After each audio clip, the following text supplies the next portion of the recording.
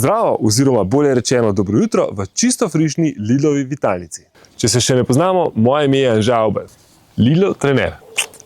Ok, gremo mi kar k stvari. Tokrat bomo naredili en set vaj za jutranje prebujanje telesa. No, zares je čisto vseeno, kdaj te vaje izvajaš, samo da jih. Ampak mi influencerji radi ulepšujemo stvari, pa je lepše snemati v taki kulisi, kot pa v telovadnici. Zares so pa tole vaje za izboljšanje gibljivosti celega telesa. Priporočil bi jih pa prav vsem, še posebej, če imaš težave s hrbtom, tvoj predklon izgleda takole ali pa večino dneva presediš. Raztezanje oziroma vaje za izboljšanje gibljivosti niso izguba časa.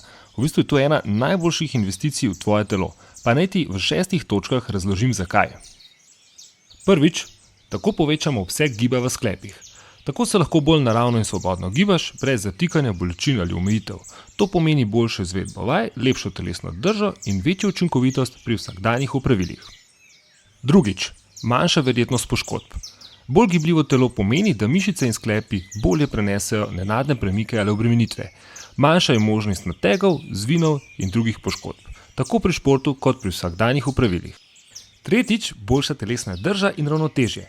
Z rednim raztezanjem in vajami za mobilnost izboljšujemo ali odpravimo mišična neravnovesja, ki povzročajo slabo držo. Boljša drža pomeni tudi manj bolečin v križu, vratu in ramenih. Četrtič, hitrejša regeneracija.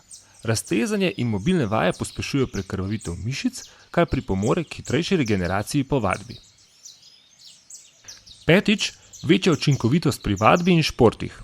Boljša gibljivost pomeni boljšo tehniko pri počepih, izpadnih korakih, dvigovanju teži, teku, plesu, jogi, skratka kjerkoli. Tako telo lahko doseže več brez kompenzacij. Šestič, manj stresa in boljše počutje. Določene raztezne in dihalne vaje sproščajo mišično napetost ter vplivajo na živčni sistem. Vadba gibljivosti je zato lahko tudi antistresna terapija.